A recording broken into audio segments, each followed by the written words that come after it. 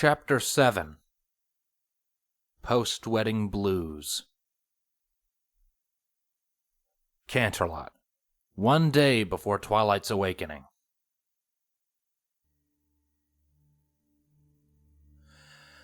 A somber mood blanketed the pony capital of Canterlot. An increased guard presence patrolled the streets, and a tense atmosphere had built up among the civilian population. A sense of paranoia and confusion remained prominent among the population in wake of the recent attack. Deep within the halls of Canterlot Castle, a group sat in the royal dining room, contemplating the revelation that has shaken them all to their very cores. Twilight Sparkle was a changeling. I just find it hard to believe that the egghead was a bug this entire time, Rainbow groaned. Rainbow Dash! We will not devolve into using such derogatory terms about our friend or her kind. Rarity glared at the Scion Pegasus in disapproval. Well, it's true. As the Wonderbolt hopeful and the fashionista bickered, the others sat in an uncomfortable silence. Princess Celestia stared out of the window, a war going on within her own mind. Princess Luna grew irritated with the nearby bickering and moved in to stop them. Rarity and Rainbow Dash, your friend has been taken against her will and your bickering isn't helping. But what if Twilight was in on the plan? Rainbow lashed out. What if she's been playing us the entire time and... Rainbow Dash, that is quite enough. Luna calmly but angrily silenced the Pegasus. Just because Twilight is a changeling doesn't mean we should judge her. She's been nothing but a friend to us, and we shouldn't abandon her now. Fluttershy interjected with a rare bout of confidence. I mean, would it matter if I was? Rainbow bowed her head and slunk back into her chair guiltily. No, Fluttershy's right. It doesn't. Do you think Twilight has a different name? Pinkie pondered out loud. The others looked at her with raised eyebrows. Think about it. Her name might have just been a part of her cover. I think Amaryllis would be a good name. Amma what now? Applejack questioned. I don't know. Pinkie shrugged. I just think it would be a good name for a changeling Twilight. Right.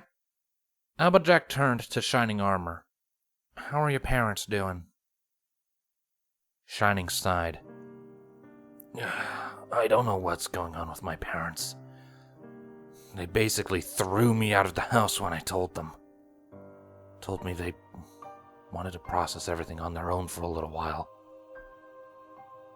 Cadence draped a comforting wing over her fiancé, giving him a light nuzzle. Well, I don't know about y'all, but I don't think Twilight had a thing to do with the attack. For her to do so wouldn't make a lick of sense.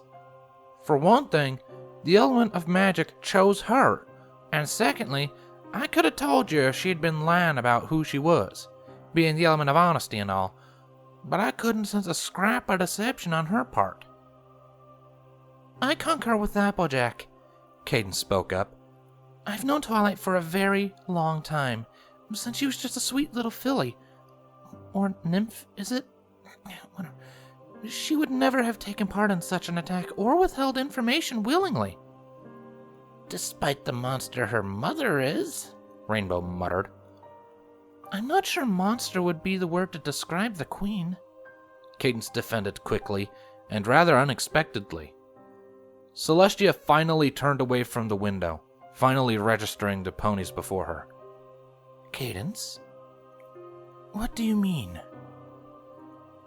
Well, while I was down in those caves, she had every opportunity to kill me, or at least simply leave me to rot down there, but she didn't.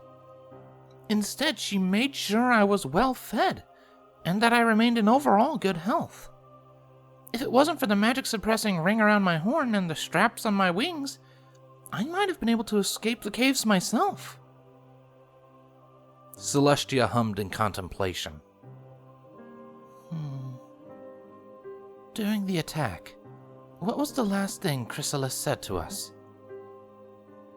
The others looked at her questioningly, but none of them offered up the answer. She said to us, "Cadence is in the caves beneath Canterlot. My daughter would never forgive me if I left her to rot." Now what do you all make of that? A few awkward looks passed between the group. It would appear the Queen is genuinely affectionate towards Twilight, and is desperate to get on her good side, Luna answered. Shining smacked the table to get every pony's attention. Whatever her reasons, she imprisoned my fiancé, invaded our capital, and full-napped my sister! Shining's outburst was met with scowls from all three princesses, cowing him back into his seat. Before we make any definitive actions, we must have answers. Those answers, however, likely lay with the Queen and perhaps Twilight herself. So we get the egghead back? Oh, oh, oh! Pinkie pulled out a black and white striped shirt, a black mask, and a black beanie, all of which she promptly wore. Jailbreak! She exclaimed enthusiastically. Shining looked at the pink mare in confusion. Where did you get those? Oh, I keep different sets hidden around Equestria, in case of jailbreak emergencies. Now I might also need a torch, some chewing gum to climb up a wall with. I wonder if I could make a chewing gum flavored cake. Or perhaps a cake flavored chewing gum. Pinkie took a sudden intake of breath.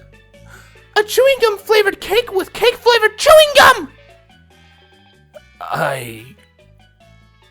Well, What? It took all of Luna's mental power to stop just short of face-huffing. Well, I know you all want Twilight back. We have to face the possibility that Twilight won't actually want to come back. The elements all took a huge breath in and wore shocked expressions, but Celestia just sighed. Well, it may be hard to accept. My sister may be right. Say, hypothetically, that Twilight already knew she was different all her life. She would likely have felt an outcast, afraid to reveal what she truly was. A scenario that would actually go a long way to explain some of her old social anxiety. And now she is among her own kind, she may not want to leave. And if she didn't know? Rarity questioned. With all due respect, Your Highness, but we simply can't know for sure unless we get Twilight back and ask the poor darling ourselves. My sister and I can further discuss our response to these events later, but for now, I'm more curious on how all of you feel about Twilight. If she returns, would you be able to accept her as a changeling, rather than a unicorn? Luna stared steelly at the element bearers, sweeping across them and lingering on shining armor. It was Rainbow that spoke up first. Okay, I know what I said 5 minutes ago, but like you said, I was out of line. What kind of bearer of loyalty, or friend for that matter, would I be if I left the egghead to rot in some beehive? Twilight's our friend, Ling or not. All the other bearers voiced their agreements, nodding heads vigorously. Shining also agreed with the sentiment. She is my sister. It's her mother that I've got issues with, not her. The sins of the parent should never reflect on the child. She is and always will be my LSBFF. Luna nodded in approval. I know what it's like to be judged for what you are, rather than who. I pray Twilight doesn't have to go through the same pain I once did. I would expect nothing less. Celestia smiled, moving to give her sister a wing hug. You 5 are welcome to stay at the castle for as long as you wish. But for now, Luna, Cadence, Captain Armor and I will decide our next course of action. The 5 ponies in question all got up from their seats, and after bidding farewell to the element bearers, began to leave the dining hall. Bring her back safe, won't you, princesses? Applejack called after them. Celestia turned to look back at the five still sitting at the table. I promise I will bring my student home, if that is her wish. With that, Celestia left the dining room, walking down the castle's long, winding hallways beside her sister. Celestia's thoughts never strayed from her protege the whole time, and she worried for her well-being. Please come home to me, Twilight. Captain, gather your lunar counterpart and both of your executive officers. We will continue this in the throne room. Shining threw a quick salute before charting off as asked. Luna adopted a sly smirk. The throne room, Tia? Then I will personally inform the servants that we aren't eating in the dining hall, and all of that cake you require before you can effectively rule Equestria will be brought to the throne room. Is that okay, sister? Luna!